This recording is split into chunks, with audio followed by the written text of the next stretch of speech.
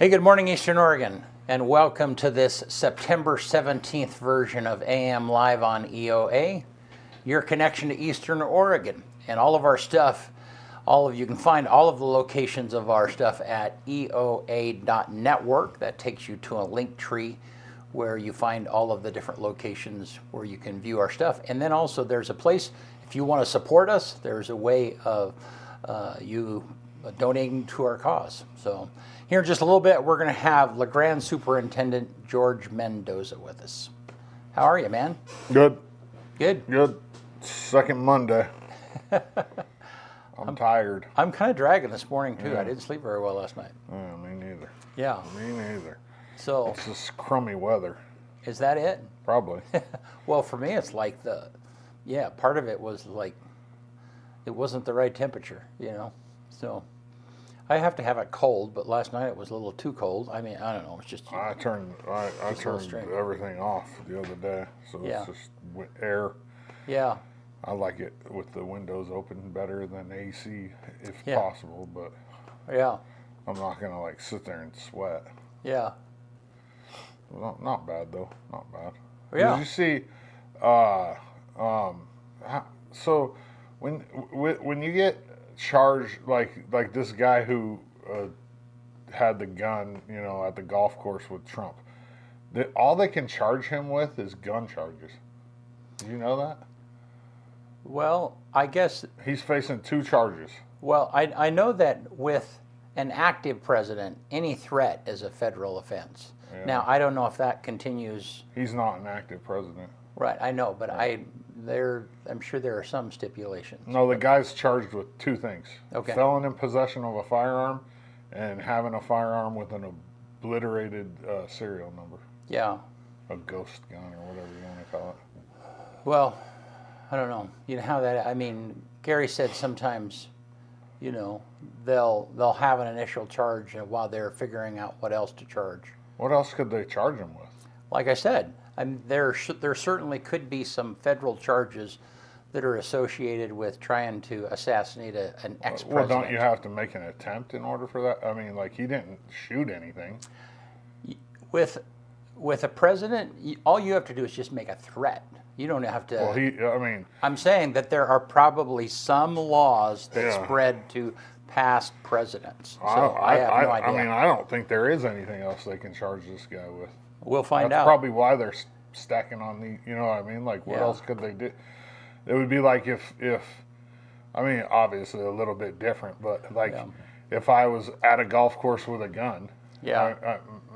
Not shoot anybody. Like I don't know. You're the weird. Google king, man. I was reading about it this morning because I was interested to see what the guy's going to get charged with, but all I could see was those 2 charges, and I was thinking about it. I'm like, well, what else could they really charge him with? You can't charge somebody with attempting to assassinate somebody if you didn't attempt. Well, a president will have Secret Service detail for the rest of their lives. Yeah. Okay. Yeah. And so I would imagine and they failed again. They didn't check the golf course before he started. So I would imagine that along with that comes some laws. Yeah, I don't know. Yeah, that, I don't know. But who knows? That's 2 times in what, 6 months? Yeah. If I was Trump, I'd be. I don't know, man. I'll be nervous. That's why I would never want to be in their shoes. No. No, I don't want anybody pointing guns at me. No. Just because I was the president. Yeah. Nah, I'll pass. Yeah. Not for me.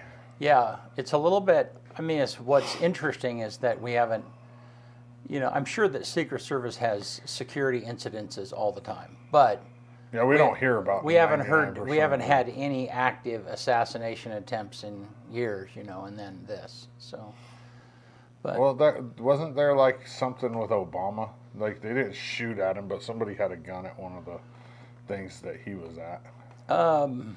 They just don't. They try not to put that stuff in the news. Like they hide a lot of things, I think. Well, I don't recall anything as significant as what's happened recently. Yeah, I know. That's why if I was Trump, I'd be getting myself a bulletproof Hummer. I'm sure he does ride around in a bulletproof vehicle still. But man. Well, like any of them, right? I mean, it's just we're in a really crazy time where people. Well, the guy had been there since like in the middle of the night, so he had camped out early in the And morning. the Secret Service did not secure the Didn't golf search course. No. Yeah. They admit it. I mean, it's come out. Yeah. I mean, obviously they did a better job than last time. Yeah. Because the guy didn't get any shots off. They said that like somebody saw a barrel sticking through a fence. Yeah. And one of the Secret Service agents saw a barrel sticking through a fence. It's like Crazy. yeah, it's. Hey, but for us, good to see you, man. Yeah. I'm not. Oh yeah, bud. Yeah. Good morning. So. Good morning. Good morning. Well, hey, you want to do sports? Let's do it. All right.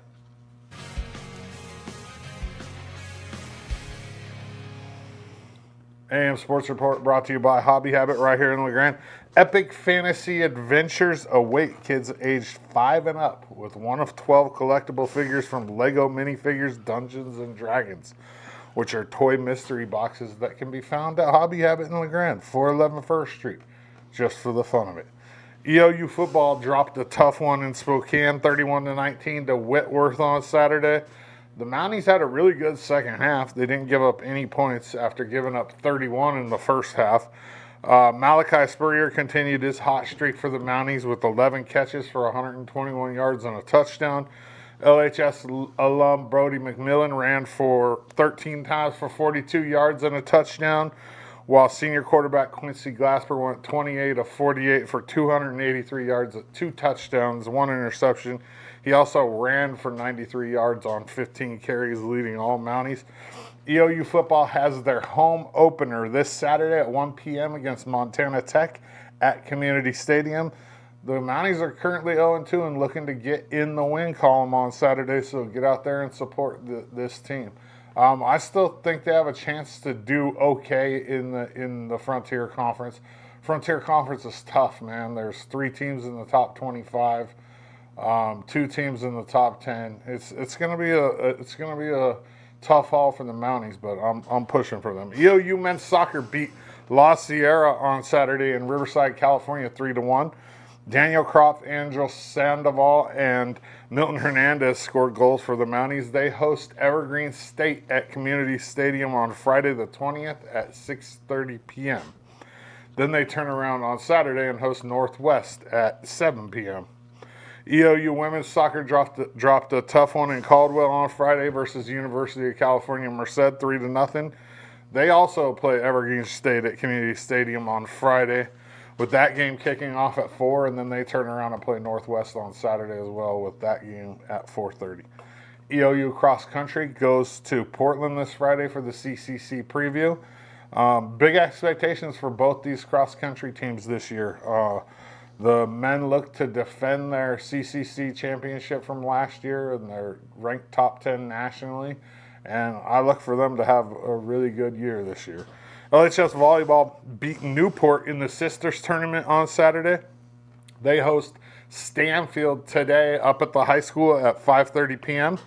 The boys soccer team at LHS beat Umatilla 3-2 on Friday, and then they'll go to Ontario not until the 24th, though. That's their next game for a 4 p.m. kickoff, while the girls team revenged their only loss of the year. Fruitland beat LeGrand at Community Stadium on the 4th of this month, and then on Saturday the Tigers went to Fruitland and revenged the loss 3-1. They're 3-1-1 on the season, and they host the Dowls today, 4 o'clock Community Stadium. LHS football went on the road and lost to the Cheesemakers of Tillamook 27-14. Holly Warner from Tillamook sent me some pictures that she took of the game. They're awesome. I posted them all on our social media if you want to check them out.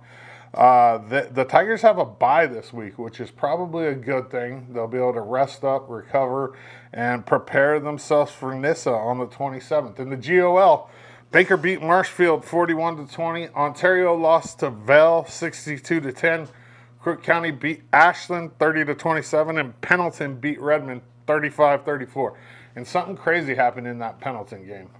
Redmond has the ball with a minute 37 left, and I remember it clearly on the clock.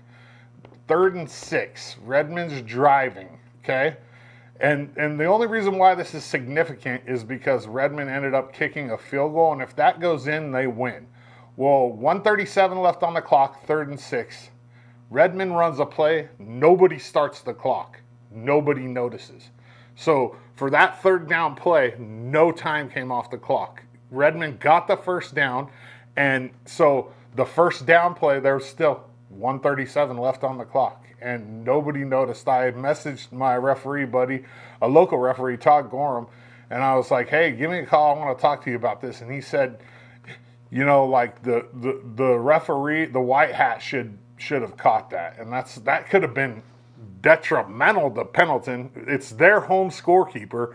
And if Redmond hits that field goal with time expiring, that field goal should have never happened, because at least 10 seconds would have ran off the clock for that play on 3rd down. It was crazy. Anyways, Pendleton hosts Weezer on Friday, and that'll be live streamed. It's at 7 p.m. It'll be live streamed right here on the EOA network. Football scores from around the valley. Elgin loses to Lyle 52-28. Cove lost to Crane 72-12. Union beat Sherman 48-6. Imbler lost to Crane. I must have that wrong. I don't think they both played Crane. Anyways, Imbler lost 58-20, and Powder Valley beat Riverside 8-6. That's a crazy score for an 8-man football game. 8-man football is usually really high scoring, you know, because there's, you know, a lot of field for not a lot of players. And the final score was 8-6, which means either, I mean, it could have been like 2 field goals and a safety, but I'm assuming that it was probably Riverside scored a touchdown and didn't convert the extra point, and Powder Valley scored a touchdown and ran it in for 2. And so the final score there, 8-6. This Saturday, September 21st, all day long at the local is the Cades Courage fundraiser. If you have the means, get out there and support the McKinley family. All you can eat breakfast, bacon and pancakes at 8 a.m. All you can eat tri-tip starts at noon. There's a cornhole tournament at 5, a beer wagon from noon on. And then concerts are an Eye for an Eye at 5 p.m., the Jeff Carmen Band at 6:30 p.m., and then Caleb Lathrop is the headliner, and he's coming from Nashville, and that's at 8 p.m. The silent auction and raffle is all day long, and there's all kinds of stuff. So get there and check it out. You can get your tickets right here. You can scan that QR code that was on the screen. And the cool thing, and I say this every show, is everything is donated, so all the proceeds go to the family, which is awesome. AM Sports Report brought to you by Hobby Habit. Go check them out, 411 First Street in LeGrand, just for the fun of it. All right. And that Lathrop kid, he's the one that's from Elgin or Embler? Yeah, he's from Elgin, yeah. Yeah, no, that's, and you were playing some of his stuff yesterday. Yeah. Yeah. He's not bad. No. I mean, it's not really my niche of music, but he's good. Yeah. He's good. No, it was. He'll put on a good show, and he's local, and you know what I mean. That'll bring people in, even more people in to support the family. I think VIP tickets, like there's a VIP meet and greet, and all that money's getting donated too. And I think the meet and greet tickets are like $100, and right. You get to meet him, you get something signed, I think, and and then like everything's affordable. I don't remember the prices. Like I said, you can scan that QR code that was on the screen, and it'll take you directly to the Ticket Leap site where you can buy all the different things. You can buy breakfast, lunch, beer tokens, and then VIP access to the concert. Yeah, cool. Yeah, it'll be cool. All righty, great. Well, let's take a look outside. Or I guess we don't. Our weather cam is down right now, but let's take a look at the weather graphic. So high today is 66. You wore pants. First day of the year, first time. It's depressing. Yeah, and then looks like the whole rest of the week it's in the 70s without much chance of rain, which is good. So high 70s on Thursday. Yeah. Like gonna almost get to 80. Yeah. Well, I'm okay with that. And that's good. So yeah, that, and talking about that game, that was I mean, that was a super close game. Had it not been close, the one that they didn't start the clock on, had it not been close, it wouldn't have mattered. It wouldn't have mattered. No. But came right down to a field goal. LeGrand lost, I think it was to Gladstone a few years ago, with a field goal. I mean, it was one of the playoffs game, and they lost in the last. That was 2018, I think. Yeah. 2018. So the year before. The year before the championship. Yeah. It was that was a heartbreaker. Yeah. Hard way to lose a game. But so anyhow, well, so glad you're here with us this morning. LeGrand School District George Mendoza will be with us right after this. Welcome to Creating Memories for Disabled Children at beautiful Wallowa Lake, Oregon. Over the years, we have offered families of children with disabilities a free vacation at our beautiful camp properties. These getaways are a respite for families who often deal with an increased amount of emotional stress, financial hardships, and isolation. At Creating Memories, these families are able to relax in the knowledge that their child is loved and that their efforts are seen. Since 2018, we have completed a cabin renovation every 2 years, continually increasing our capacity to serve. We have fully renovated 3 cabins to become fully accessible lodging for families, including full kitchens and wheelchair-accessible bathrooms.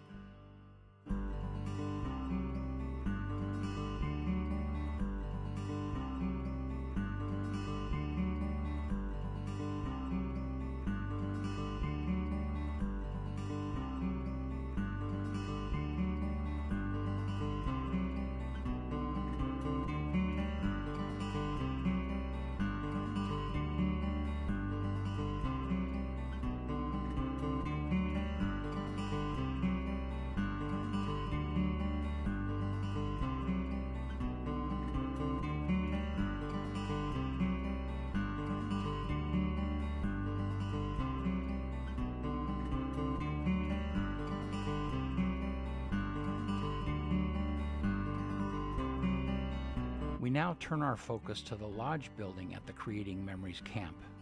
Our vision for the lodge includes gatherings, networking, education, connections, community, and fellowship. We want it to be a place for families to share their struggles and joys, their needs and their knowledge, their setbacks and their celebrations.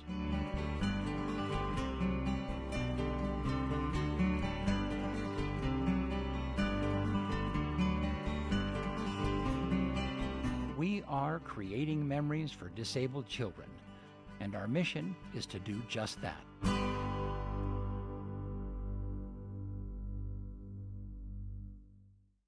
You're not centered, scoot one way or the other. Okay, you'll tell me.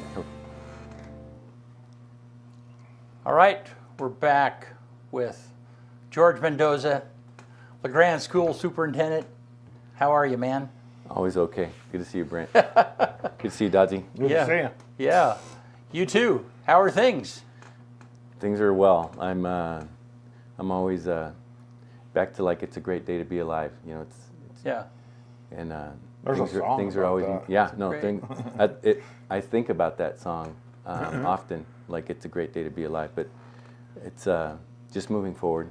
Opportunity to deal with things and then to move things forward is usually where my mind's at. Yeah, well, good. The Wildcat Center is getting ready. I mean, you're like right on the tipping point, right? It was the 25th. I'm trying to remember when. Yeah. Yeah. Usually I tell people, I've been saying like we're 97% done, now we're 98% done, Yeah. we're 99% done. We are about at the 100% now. So Yeah. we're pretty close. And yes, September 25th, 5 o'clock to 7 o'clock is our big grand opening. Yeah. And my hope is that all of LeGrand or in all of our community region can come in and check it out. Yeah. And it's ready. It's 6 classrooms, 3 gyms. I'll just say it's a state-of-the-art facility that I sometimes, there's not another facility like that. There is one in Tri-Cities that's close to it, but ours is a little bit nicer and newer. So it's How really- many square feet is that building? Yeah, It's I it's might a have lot. asked you I don't. before that. Yeah, you have. I think, but I'd have to quantify. It's going to be over 40,000 square feet. I think I was told was just the 3 gyms. So Right. then when you put in the other classrooms, Right. it'll be And- in the 50 to 60,000 square feet. Yeah, that's awesome. It's huge. Yeah. Well, yeah, more than an acre. And it's Yeah, 44,000 square feet makes an acre. yeah, So, it's a lot. The gyms have these drop down. Everything is drop down, so it has drop down curtains too to divide the gyms. Yeah. It has drop downs for the softball, baseball nets. It has the courts, so the 3 courts. It has 9 pickleball courts. It has 3 scoreboards that are nice and new. It's just a very pretty facility. It's got they're called big ass fans. It's got 3 big ass fans. That just Yeah, goes that air is the to. brand It's name, got- right? Yeah. It's the brand name. It's funny, yeah. It's got really good air conditioning so far. So Yeah. I'll just say it's got a lot of bathrooms, a lot of bathroom stalls. Yeah. A lot of nice classrooms too. It's really So pretty. pickleball. So does Pickleball. that mean it's going to be open for the public some? Yeah, Or I have mean, you guys figured that out yet? I'm still figuring it out. I Yeah. do definitely want to allow for it, but based off of groups. So like if you were an AAU club, Right. there's one club that would have to check it out, and then there's people responsible. Yeah. So if we did something with pickleball, it'd have to be pretty early in the mornings. Yeah. And it would also have to be that there's a pickleball organization or group that That's we allow responsible, for yeah. that, and then they have to maintain, and take care of things. And if they don't, then there's a chance I'd probably say we're not going to do that. But, Yeah. But I'm still in that stage of trying to make sure first we're using it right and we're operating it correctly, and then we can get to other groups and so Yeah. on. So do you have our kids in there yet? Oh yeah. Yeah. So Yeah. it's being used right now. They are now. We started the school year with them in the classrooms. Oh, awesome. And then as of last week, they were now doing PE Okay. in the gym in the sport court that we have, Yeah. which is we're not a wooden floor. We're definitely a multi-use sport court, but it's a very nice polyurethane flooring that's like a 1-pour that they do over a bunch of different cushions. Yeah. That doesn't Very hurt nice. as bad when you fall on it. It's very I can nice. tell you that. Yeah. If I know for a fact. If you guys want to check it out, like if you want to walk on it, it's really cool. It's just not great- as sticky as the the coating that they put on wood. Like when you dive on that Mm-hmm. Yeah. sport court, it's much easier on your body. You don't Yeah. get the court burns. It has. This one is called the Comfort 110 or Plastic Comfort 110. It's one of the top end.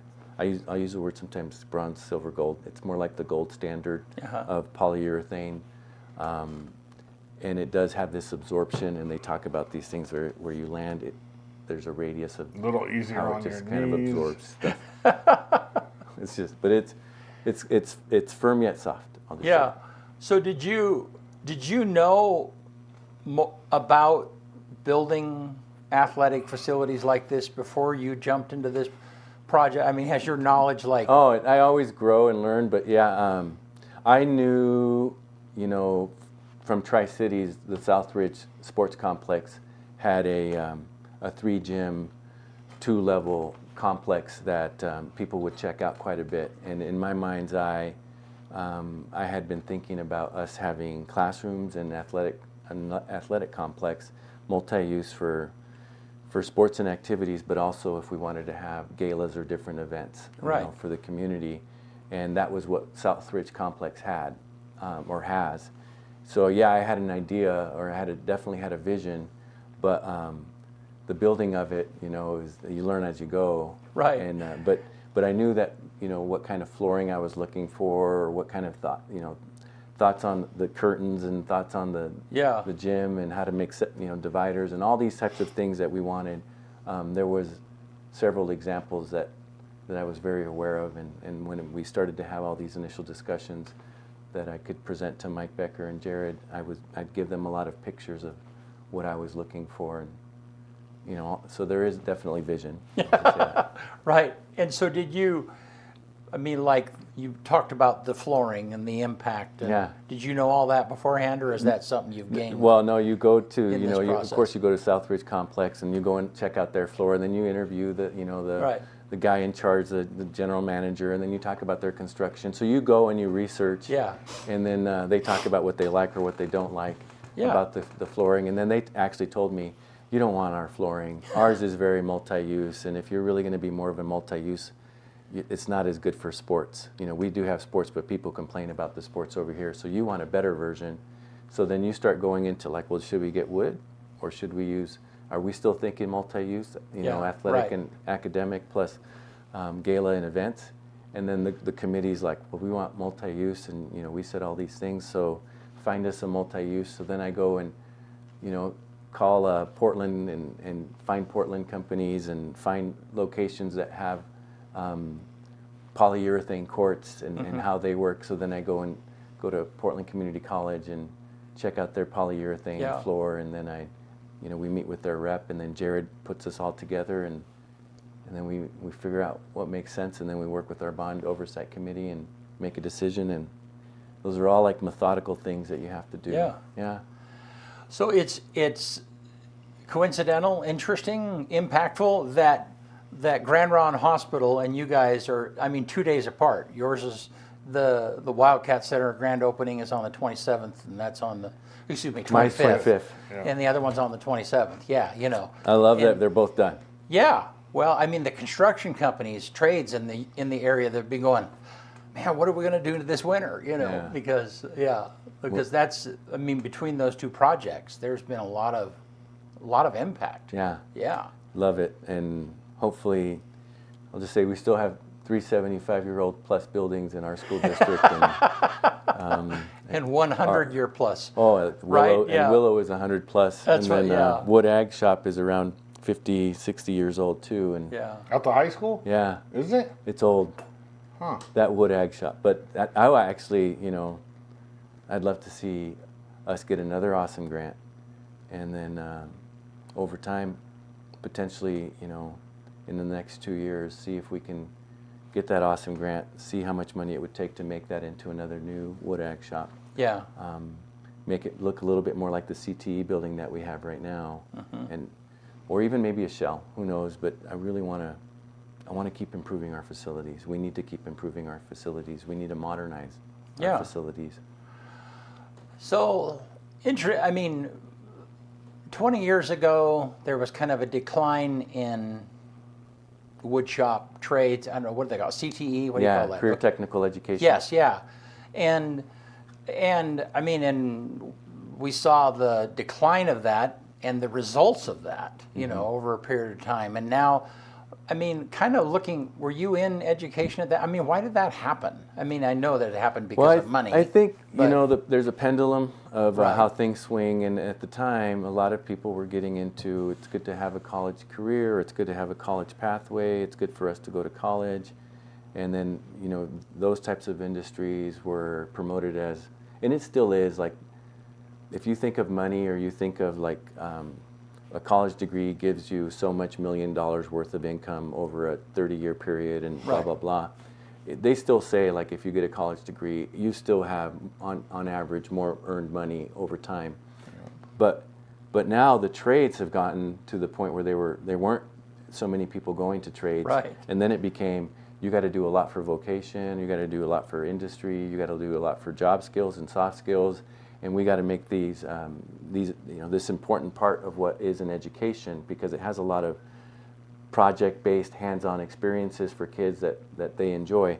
So then you start innovating and doing more with CTE programs, and then the pendulum is swinging now, where there is a lot of industry that's partnering and collaborating and wanting things to happen too, and then you shift in that direction, and now you have more kids taking CTE classes, and then you have these indicators that, if they get a CTE pathway certificate, it's anywhere from 97% to 100% graduation rates, and then they have job skills and soft skills Right. to be able to go into industry, and then now they pay $50, $40, $35 an hour for a variety of industries, and kids look at that as, like, that's my path. So Right. then you're now losing kids going to college because it's become more expensive, and at some level harder to get into, and it just does this thing. And so we're in this shift now where CTE is very strong, and if anything, now I'm actually telling people we also need to get kids to think about college and that 4-year experience. The other thing is too, and I'll speak on this from experience. Back when I was in high school, so 25 years ago, nobody looked at wood shop and metal shop as like A career training. You looked at it as a place where you could go take a dip and hang out and not have to read books and make something cool to give to your mom. I mean, I hate to say that, but really, that's how it was.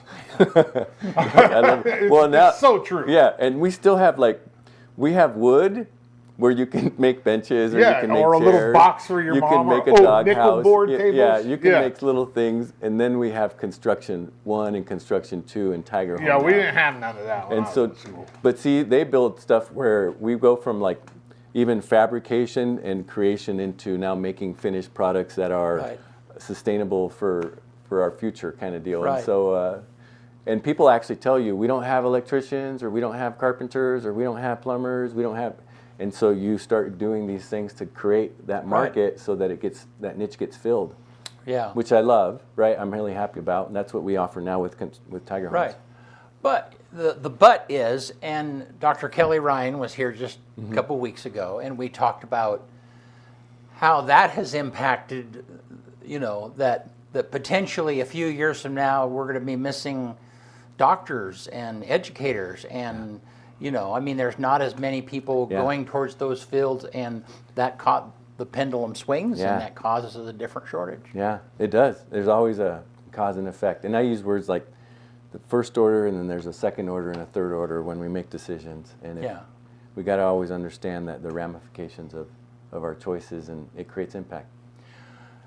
So one of the questions that I ask her, and this is more of a philosophical question, in that I think that my assessment is that there have been, I don't know, maybe in the last 10 years, there's been college graduates who have graduated from college with a degree, but had really no practical application for that degree in some manner or not. So, and so then in the meantime, you have people that graduate and they invested a couple $100,000 in an education, and they have nothing to repay that with. All of this is just spitballing. In the meantime, you have trades that have a shortage, and a qualified trade can be making $150,000 a year pretty easily, and so then in education, I guess the question is, how do you, and we talked a lot about history, because Dr. Ryan, that is her area of things. So how do you balance those two? How do you have an academic type degree that has something practical to do with that degree? What is your take on that? Well, I just think that, purpose, getting kids to have experiences, getting people to see what they enjoy, what they like in life, and then helping them understand, like, this career, this vocation does these types of things, and it gives you these kinds of opportunities, and it has this trajectory of growth, and then this does that one. So you have to almost have these, just like we tell our kids when we're, as parents, like, go try basketball and see how you like it, and then go try soccer and see how you like it, and go do running and see how you like it, and pretty soon you find out that they're really good at running, or they're really good at throwing or catching things, and then they like football. You have to sometimes give these experiences, whether it's in middle school or in high school, where you expose them to career and career pathways, but also think of like purpose, passion, and alignment to who you are. And this might be a good career or vocation or class for you. This might be that. So we got to do those things. Right. And then we got to give them those kind of that, sometimes I use, again, bronze, silver, gold, those job shadow opportunities to see, like, what is it like to be Kyle? What is it like to be Dodzy, to do a bunch of journalistic type stuff and to create videos and to interview people? And they might be like, I really like that. Just like kind of you gave whatever you gave to Benny. And Ben decided that he really likes this kind of life. And we have to do those kinds of things often to our kids so that they stick it out too in school at times. And so our schools have become really good at trying to talk about careers and pathways and bringing in people and then doing job shadows and then doing internships and then also having these work-study programs, and that becomes part of what we do in our CTE programs. So that does make, that does create that kind of like, this is my purpose or this is my passion and I want this career. Right. And we're not doing that as well as we used to at college, but now our school district has gotten better at between Kelly and I, we decided, Kelly Ryan and I, we want a classroom at LeGrand High School where we can have a college recruiter, Kathy Brown, to talk about the programs that EOU has and then meet some of the professors and get to know some of the services right. and the career pathways and the college degrees that EOU has. So now it's in a prominent hallway where kids can come in, and Kathy's there, I believe, two days out of the week, and then we have Blue Mountain Community College also there, where they learn about a 4-year university and they learn about a 2-year college experience too, and they can look at the classes and courses and opportunities, and then they meet and greet the professors, and then again it creates an interest for students to say, I think I'm ready to go to college, and it does these things for me. Another thing that we do is now with EOU we've partnered to have a direct admission process where we submit with a release of information from the student their transcript their senior year, and then the university will say, you have a 2.5 GPA, you're directly admitted into EOU. You don't have to complete any application, and we'll help you with your FAFSA, your financial aid application. And it removes kind of a barrier and makes a pathway for students to start thinking, I can go to college. Right. It's easy for me to go to college. And then if you have a 3.0 GPA, this is what scholarships or free remissions you've qualified for. If you have a 3.5 GPA, this is what scholarships you have offered to you now. So then again, it creates that path that and just people can now believe that they belong.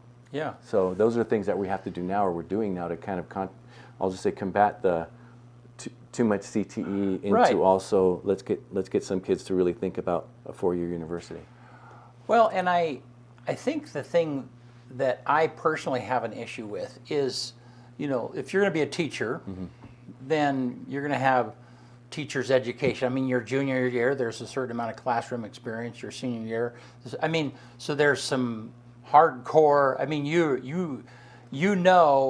by the time you get through a school, college, and you're certified, you know what you're getting into. Okay, as opposed to social work and I'm just picking things. This could be random, but business, for instance. I mean, you could graduate with a master's degree in business and really never have any practical experience, perhaps. So, is there a trend to take some of those spongy degrees and get them some practical application? Do you understand the question I'm asking? Yeah. No, well, I hope so. But that's probably up to the college or universities on these spongy things that they offer, and then giving them internships or job shadow things within that so that they can really pick the nuance, I'll just say, niche of that career. Right. And then even for us, if we do have an industry, let's say it is one of the things that I think to me is this industry of ecology and rehabbing, and people calling those brownfields, and then wanting to convert something that is, that has a lot of chemicals or has a lot of oil or has a lot of things that needs to be converted into something new. I know that there's these degrees, but I keep thinking, well, how many companies are out there for that kind of job? And then how much money do you have when you're going to really reinvest in that brownfield where you're going to turn it into something new? And it's kind of a future thing where people do, but I kind of am in is this kind of an agricultural pathway or a biology pathway? Is it an ecology pathway? Is it a entrepreneurial pathway where you can make money on this? Yeah. And I don't see sometimes the clear alignment, but what I do think is that no matter what the university does, they need to give them the practical experience. They probably need to work with whatever U.S. department that they work with, and then they need to say, you can do this from a I'll just say a technological career pathway where you work for the government, or you can do it here and they get you the business partnership with the person that takes on these things and that they own this business, or you can take it on from the I'll just say the personal, it makes you happy and satisfied to do these kinds of things. Right. But my point is, like, I don't always see some of the things that they do, so you're right.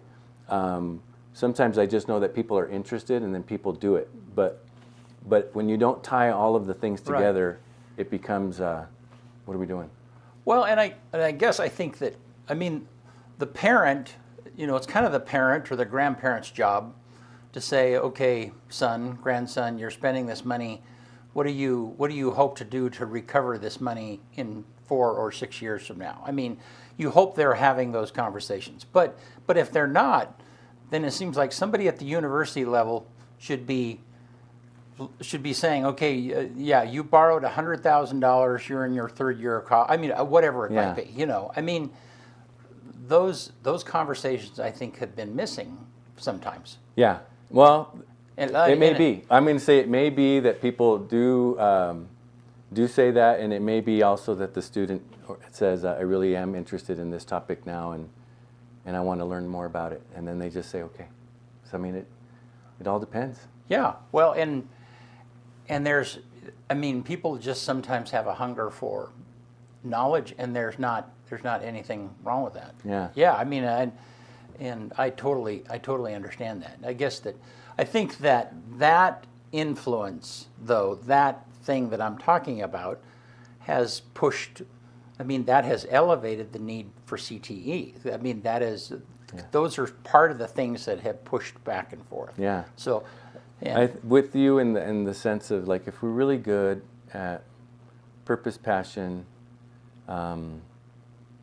job experience or internship experiences, or even career pathway exploration, yeah, it does create a little more clarity of what you want, or at least more understanding of the things that you really would like to do based on your talent or your interests. And we've got to keep doing those things. Well, and you see, I mean, what I see in this work, is you have the people that, like, let's say they want to be a doctor or they want to go into the medical field or whatever the case might be. They might not have, somewhere along the line, they've determined that's really what they want to do. And they might be investing in a lot of education before they finally get to some practical experience. But there's a whole bunch of applications out there that require that you have a BA. And sometimes those BAs, they're not attached to practical experience whatsoever. And so that's kind of where I see that, yeah, that's part of what might be missing 5 years from now, 10 years from now, is those, some of those intermediate professional jobs that require a BA, they require some higher education, and those, there's just not that people to fill those positions. I don't know.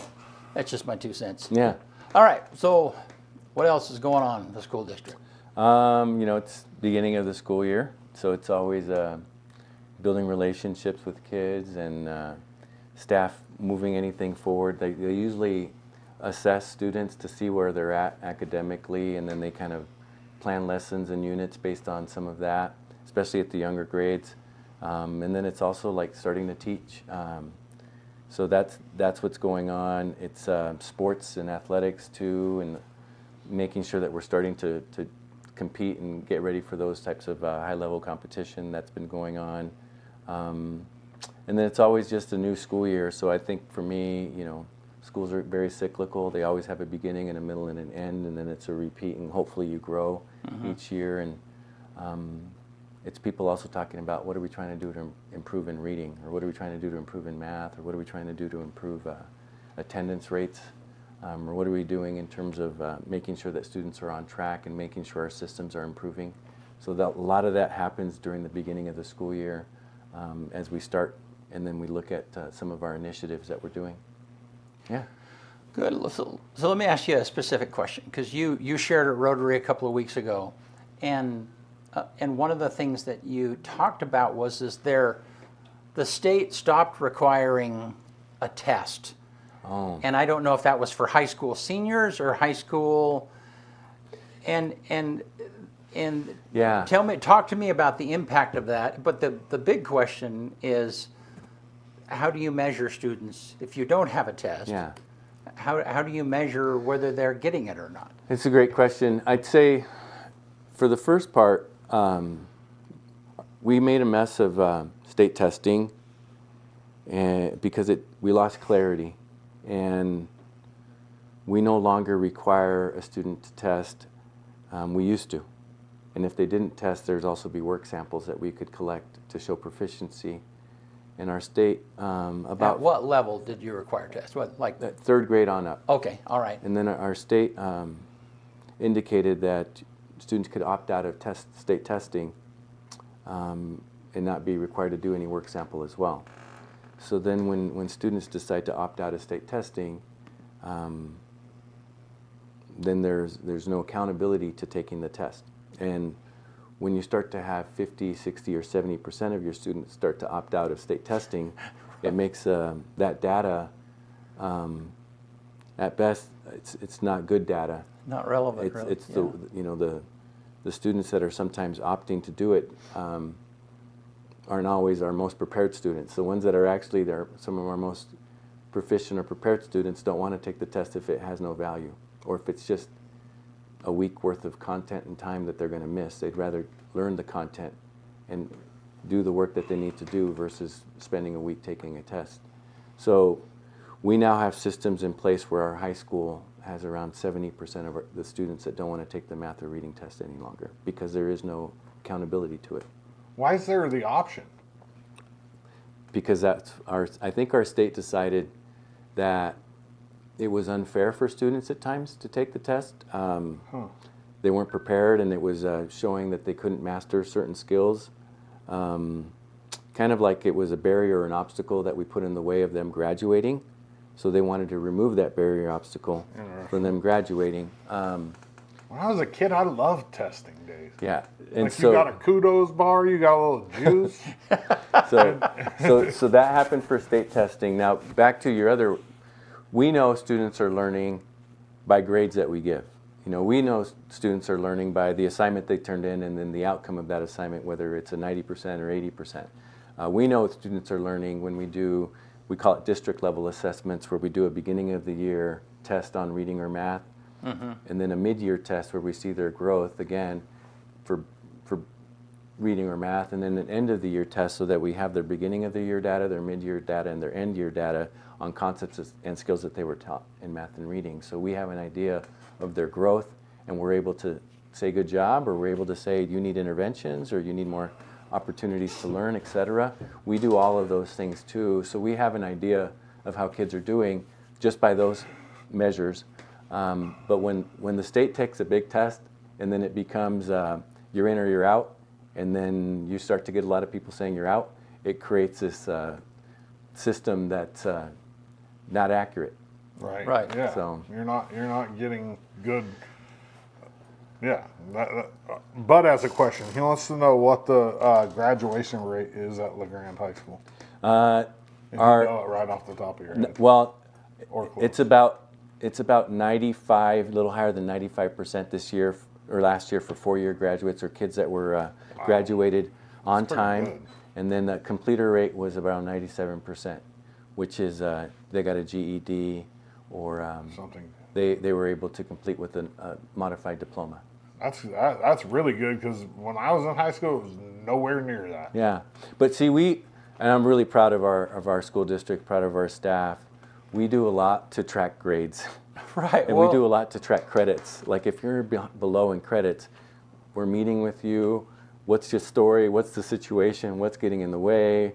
We're assigning either a 0-period class to help you to get caught up on your credits, or we're doing a study skills class to help you get caught up on your credits, or we're giving you an 8th-period class so that to help you get caught up with your credits, and then we're having parent meetings. We're having all kinds of things to hey, how can I help you, Kyle? We need you're at 4 credits. You need 7 right now to be on track. We got to help you. What do you need? And so we're now having these systems where we know your story, know your situation, and then we apply strategy and resource to make sure that you graduate on time. So this is a little bit more of an old school approach, right? I mean, so there weren't state tests when I was graduating. I mean, it was all based upon, did you pass the class? Do you have enough credits? How are you? Do you know that material in order to? Yeah. So the kids that are graduating. Just because they don't take the test doesn't mean they're escaping from not having to know the stuff. Well said. Well, and that's kind of why the state kind of went to this, Right. you can opt out, because they did think of it as a barrier, an obstacle for certain groups or certain people to be able to get their diploma. And there were people that weren't passing work samples, or there weren't people that were passing the SBAC.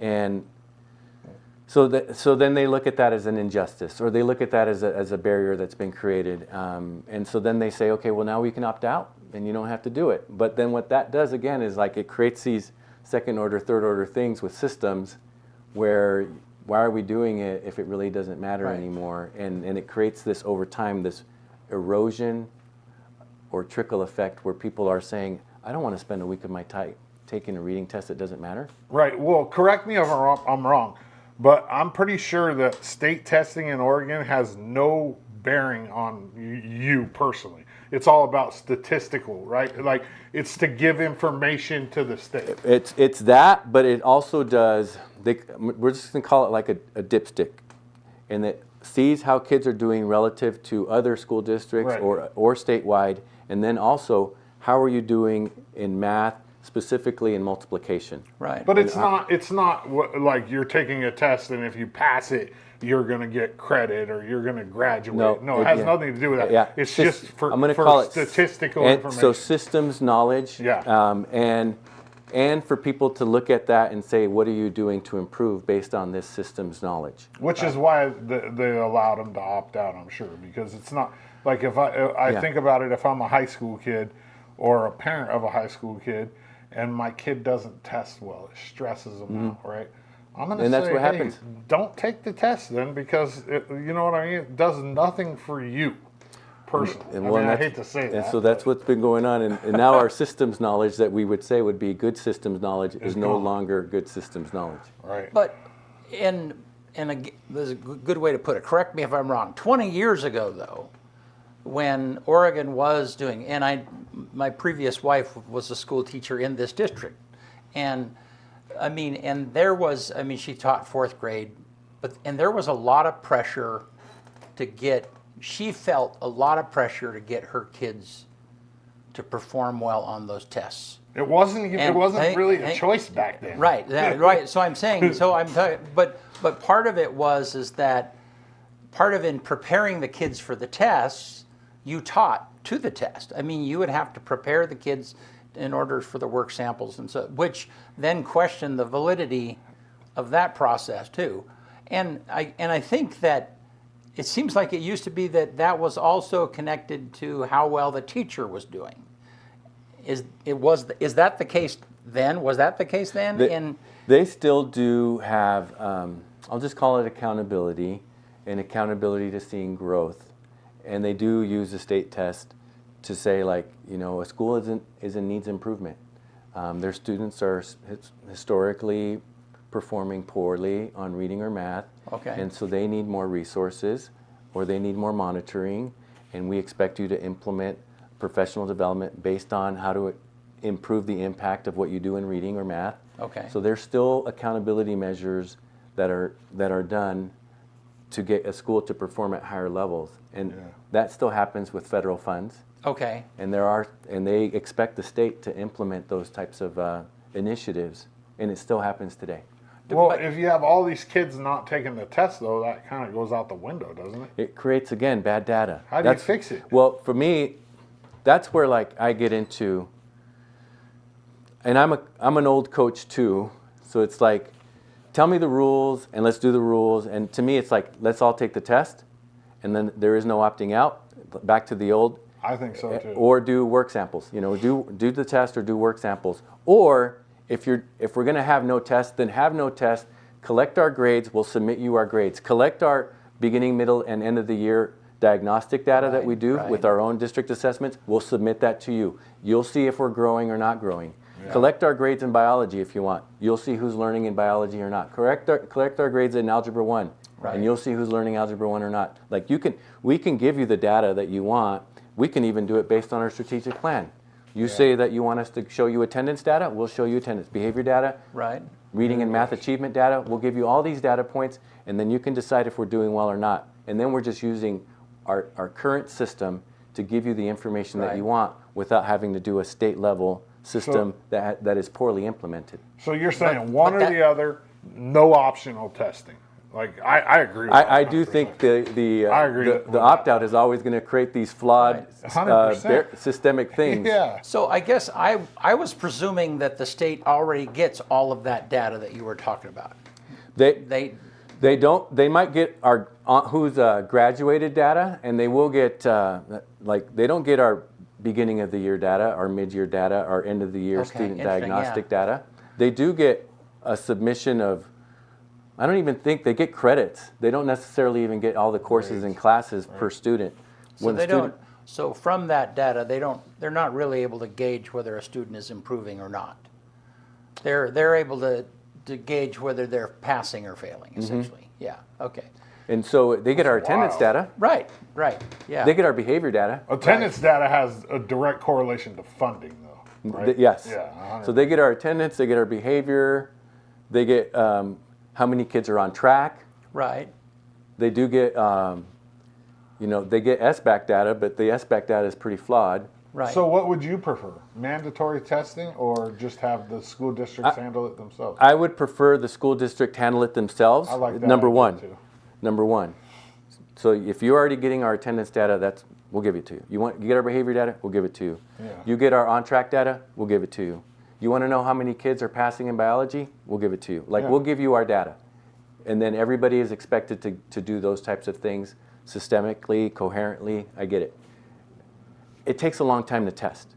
It already takes a lot of effort and resources. Sometimes I tell people it's already 3 weeks of school to do all of the beginning, middle, and end of the year testing, and then to do the SBAC testing. You're already making us, we're already testing a lot. Right. How about we not do so much testing? Right. That would be more my preference. But if you do make us test, then make us all test. And if we do a work sample, then make us do a work sample. Right. But I like consistency, because consistency to me is very clear, and it's also accountability. I don't like the option. Well, and it gives you good data. Yeah. I mean, you really only see good data over the same consistent data over a period of time. You can't compare data to something you don't have. But I'll make it really clear one more time. I would prefer district level stuff gets submitted to the state, and then we're giving you our information, and you're putting it wherever you need to put it so that you're showing growth or lack thereof. I like that better too. So, but to put an exclamation mark on that, the lack of testing has not changed the quality of kids that LeGrand is producing.